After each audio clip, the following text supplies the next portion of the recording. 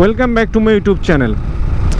আমার এই bike almost 3 বছর ডান, আর এইটা অ্যাকচুয়ালি 2020 সালে কেনা হয়েছিল, অর্থাৎ আজকের এই দিনে। অ্যান্ড এইটা প্রথমত 5-6 মাস ভালোই রাইড করতেছিলাম, কিন্তু তারপর যে প্রবলেমটা হয়েছিল যে করোনার যে সিচুয়েশনে পড়ে গেছিলাম, ওই সময় অ্যাকচুয়ালি বাইকটা বেশি রাইড করতে পারি নাই, যার কারণে এইটা 30,000 কিলোমিটারের মতো চলছে আর কি। আর এইটা হচ্ছে আমার থার্ড বাইক, যেহেতু আমার আগে দুইটা বাইক আমি ইউজ করছি। আমার ফার্স্ট বাইক ছিল বাজাজ ডিসকভার 100, ওইটা আমি 2014 সালে কিনছিলাম। দেন তারপর আরেকটা বাইক কিনছিলাম, সেইটা হচ্ছে যে হিরো হাং। আর হিরো হাংটা আমি 3 মাসের মতো ইউজ করছিলাম, 3 মাস হবে না, 2.5 মাসের মতো ইউজ করছি ওইটা চালাইছিলাম 7,000 কিলোমিটার। বাট যেহেতু আমার খুব প্রিয় একটা বাইক হচ্ছে এইটা, যে আমার একটা ড্রিম ছিল যে আমি একটা সুজুকি জিক্সার কিনবো, আর ওই সময় টাকা পয়সা ছিল না, যার কারণে আমি হিরো হাংটা কিনি। বাট তারপর এইটা আমি কিনেই ফেলি। আর এই বাইকটা সম্বন্ধে যে ইনফরমেশনগুলো দিব, যে একটা বাইক আসলে 3 বছর চালানোর পরে ওই বাইকটার কি কন্ডিশন হয়, বা ওই বাইকটার কী কী চেঞ্জ করা লাগে, বা ওইটার ফিডব্যাক কেমন, বিল কোয়ালিটি কেমন, এই বিষয়গুলো নিয়ে বেসিক্যালি আজকের এই ভিডিওটা। যেহেতু আমি এটা 3 বছর রাইড করলাম, তারপর আপনারা অনেকেই জানেন, আপনারা যারা আমার ফার্স্ট ভিডিওগুলো দেখছেন, ওইটাতে দেখছেন যে হচ্ছে আমার কাছে ছিল হচ্ছে সুজুকি জিক্সার মনোটনটা ছিল, আর এইটার কালার ছিল হচ্ছে রেড কালারের।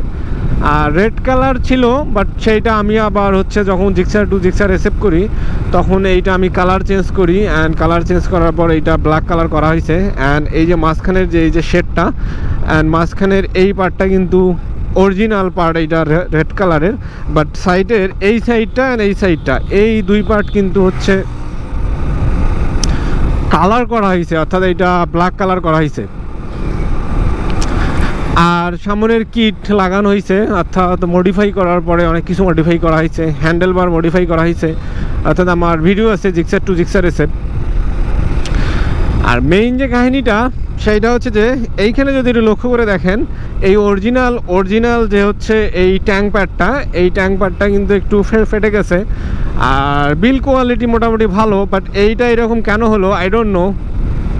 বা আদারওয়াইজ এইটা ছাড়া আমার নর্মালি বাইকের আমার অন্য কোনো প্রবলেম হয় নাই এখন পর্যন্ত। অর্থাৎ আমি যে 30,000 কিলোমিটার বাইকটা রাইড করছি, 30,000 কিলোমিটার প্লাস হয়ে যাবে এটা।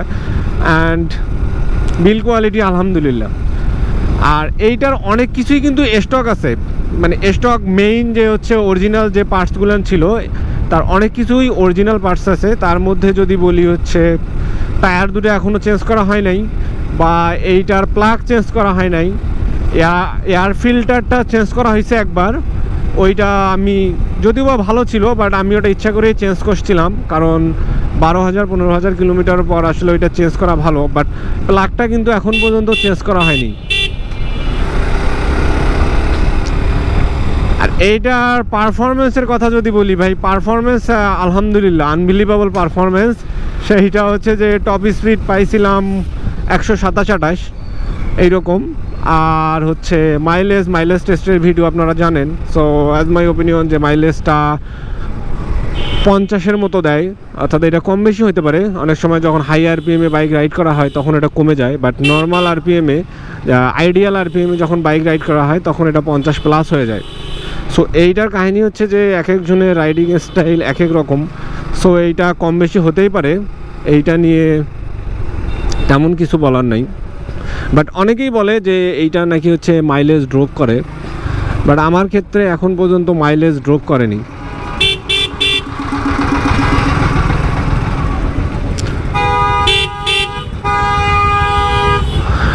এইখানে আসলে জ্যামে পড়তে হয়, এইটাই একটা প্রবলেম।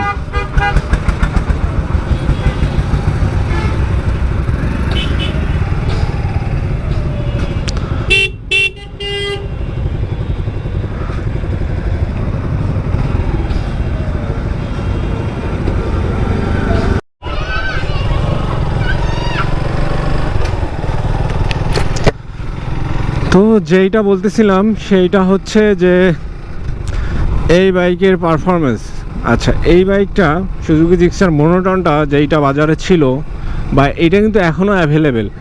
এই বাইকটা 2015 সাল থেকে বাংলাদেশে, অলমোস্ট এটা 6-7 বছর হয়ে গেছে, 7 বছর প্লাস মনে হয়, এরকম 6-7 বছর। বাট আপনারা যদি একটা জিনিস লক্ষ্য করে দেখেন যে এই 6-7 বছরে আপনারা কয়টা বাইক দেখাইতে পারবেন যেগুলার পারফরমেন্স একেবারে ড্রপ করছে বা হচ্ছে বিল্ড কোয়ালিটি একেবারে খারাপ। সো আমি খুব কম বাইকে খুঁজে পাইছি যে, বা খুব কম বাইক খুঁজে পাইছি যে যারা বাইকের মালিক বা এরকম কথা শুনছি যে এই বাইকটার পারফরমেন্স ফল করছে বা পারফরমেন্স ড্রপ করছে। অনেকেই কিন্তু বলে যে এই বাইকটার ভালো না, বা এই বাইকটার মাইলেজ ড্রপ করে, বা এই বাইকটার পারফরমেন্স ভালো না। ভাই এই বাইকটাতে আপনি এই প্রাইজে, যদিও বা এখন প্রাইসটা হচ্ছে একটু বেশি, বাট এইটা কিন্তু আপনার 1,64,000 টাকা পর্যন্ত ছিল। এই বাইকটা 1,74,000 টাকা ছিল অনেক দিন। আমি যখন বাইকটা কিনছি তখন বাইকটার প্রাইস ছিল হচ্ছে 1,92,000 টাকা। সো ফার্স্ট টাইম বাইকটার প্রাইস বেশি ছিল, এখন সম্ভবত এটার 92-94 এরকম একটা দাম হবে।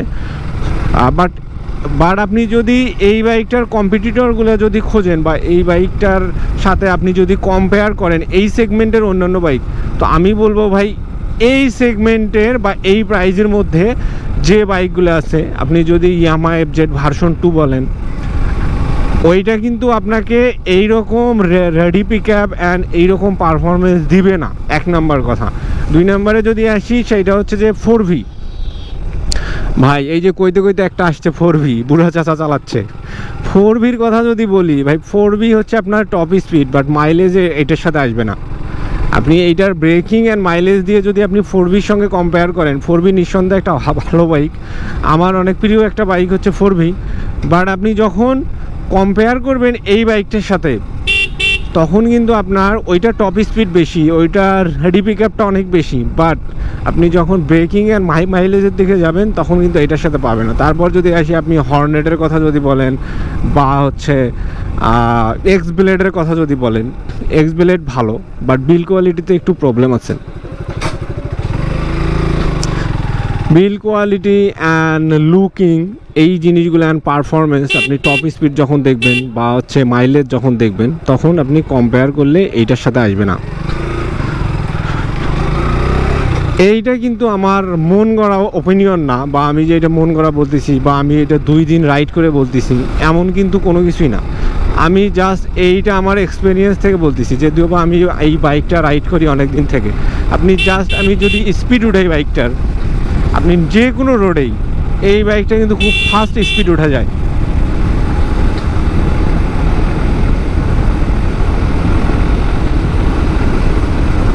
অ্যান্ড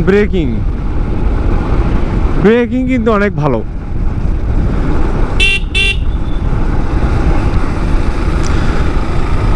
সব কিছু মিলিয়ে যদি বলা যায় যে আপনি যদি বাজেটের মধ্যে একটা বাইক যদি কিনতে চান, আপনি যদি 2 লাখ টাকা বাজেটের মধ্যে যদি একটা বাইক কিনতে চান, তাহলে কিন্তু আমি বলবো যে এই বাইকটা আপনারা ট্রাই করতে পারেন। কী জন্য বললাম, কারণ আমার এই 3 বছরের অভিজ্ঞতা আমার যেটা বলছে, আর এই বাইকটা নিয়ে আমি কিন্তু লং ট্যুর দিয়েছি কিন্তু অনেক। আমি এই বাইকটা দিয়ে নওগাঁতে যাওয়া হয়েছে, তারপর এই বাইকটা, হ্যাঁ এই বাইকটা নিয়েই আমি গেছিলাম, সেইটা হচ্ছে হাঙ্ক। অ্যান্ড এই বাইকটা নিয়ে গেছিলাম হচ্ছে আমরা বাংলাবান্ধা জিরোতে গেছিলাম, অর্থাৎ আমরা বাংলাবান্ধা 0 পয়েন্টে গেছিলাম। ওইটা হচ্ছে গাইবান্ধা থেকে ছিল হচ্ছে 265 কিলোমিটার। ওইটা আমরা একদিনে গেছি, আবার একদিনে আসছি। ওইটা ব্রেকিং পিরিয়ডের পরে যাওয়া হয়েছিল, অর্থাৎ আমার বাইক যখন 2600 কিলোমিটার হয়েছে তারপরে যাওয়া হয়েছিল এটা। সো আমি দেখছি যে আসলে লং ট্যুরে বা অফ রোডিংও করা হয়েছে। এটা মোটামুটি আমার ভিডিওগুলো আপনারা যদি দেখেন, এইখানে অনেক ইনফরমেশন পেয়ে যাবেন বাইকটা সম্বন্ধে। অ্যান্ড আমার ট্যুর ভিডিওগুলোতেও অনেক ইনফরমেশন পেয়ে যাবেন যে আমি কোথায় কোথায় গেছি, বা এই বাইকটা নিয়ে অফ রোডিংও করা হয়েছে। আর একটা জিনিস দেখাবো, সেইটা হচ্ছে যে এই বাইকটার কি কন্ডিশনটা অবশ্যই দেখাবো, যেহেতু এটা জিক্সার এসএফ করা হয়েছে। তার কারণ ছিল হচ্ছে আমার এই বাইকটা অ্যাক্সিডেন্ট হয়েছিল একবার, সো তারপর থেকেই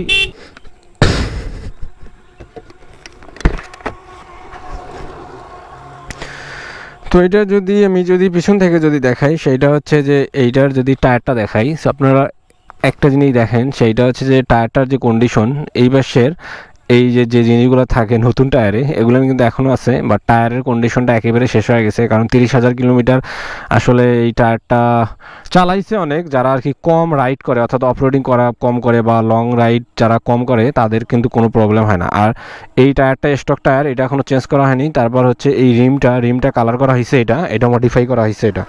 অ্যান্ড চেন স্পকেটটা কিন্তু চেঞ্জ করা হয়েছে, অর্থাৎ আমার অরিজিনাল চেন স্পকেটটা আমি চেঞ্জ করে ফেলছি, কারণ এইটা ফার্স্ট টাইমে চেঞ্জ করা হয়েছে। ওইটা আরও হচ্ছে অর্থাৎ সামনের যে চেন স্প্রকেটটা থাকে ওইটা হচ্ছে আমি চেঞ্জ করি, ওইটা একবার চেঞ্জ করছিলাম, বাট ওইটা দিয়ে কাজ হচ্ছিল না, দেন আমি পুরো সেটটাই কিন্তু এটা চেঞ্জ করে দিছি।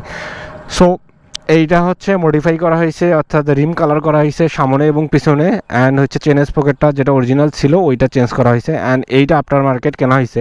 অ্যান্ড এই চেন স্প্রকেটটাও কিন্তু সুজুকির হচ্ছে অরিজিনাল। আর হচ্ছে এই যে কথাটা বলছিলাম, এইখানে হচ্ছে আপনার এইটার একটু প্রবলেম হয়েছে, বাট যেহেতু এটা হচ্ছে ট্যাঙ্ক কাভার, সো ট্যাঙ্ক কাভারের প্রবলেম হইলেও কোনো প্রবলেম নাই, ভিতরে হচ্ছে অরিজিনাল ট্যাঙ্কটা আছে। এই হচ্ছে কাহিনী। অ্যান্ড এইটা হচ্ছে মডিফাই করা হয়েছে, জিক্সার টু জিক্সার এসএফ করা হয়েছে এইটা যদি আপনারা যারা দেখতে পাচ্ছেন।